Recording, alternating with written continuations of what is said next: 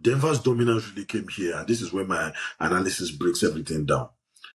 Pitch missed 17 shots, but still ended up with 30 points, 12 rebounds, and 6 assists. That is what I call all NBA performance for someone that missed 17 shots.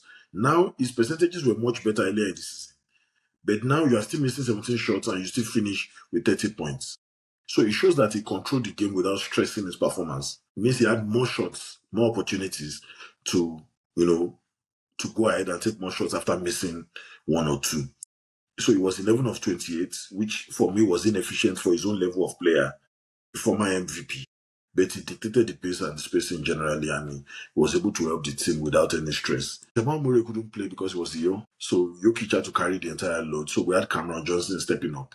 So Cameron Johnson had 11 points and he was plus 17. His spacing was very good, and Boston was not able to defend him well. He also played well. And he also opened some passing lanes for Jokic during the match. Tim Hardaway Jr. was on 14 points and plus 13. And Jonas Valanciunas had 11 points, 6 rebounds, and he was plus 7 on value addition. Darren Holmes had, 6 points and 7 rebounds, but he was plus 22. And he only played in 26 minutes. That's another good sensation. His energy and rebounding also helped the team. And, the Boston team just collapsed in the third quarter because the third quarter, Denver won 30-19, and they had created significant separation.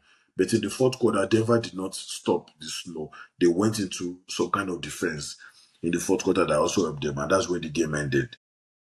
Jokic orchestrated very well from the elbow style because he plays more from the elbow style, and that's very good, especially the way he shoots. I like the way he shoots. So, and their coach is very good. He really helped them to switch well.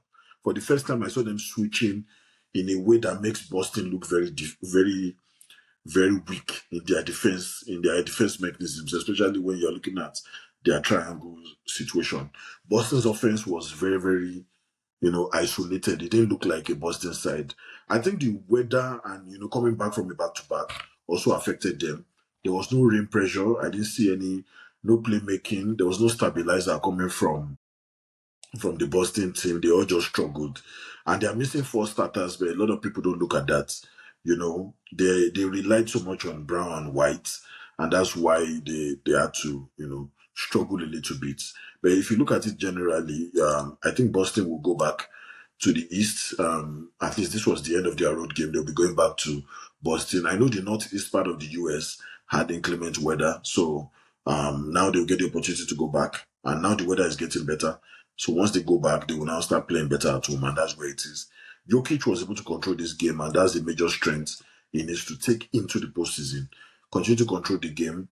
Their bench dominated. They had 40 bench points compared to Boston 17 bench points, and that's where the mismatch came from. Imagine the 23-point difference coming just from the bench. Physicality advantage was there, and that's why the way the league is going now, you need length to be able to put yourself in a better position to succeed. Better shot quality was coming from Denver compared to Boston, and that's where it is. I don't think it's a Celtic problem.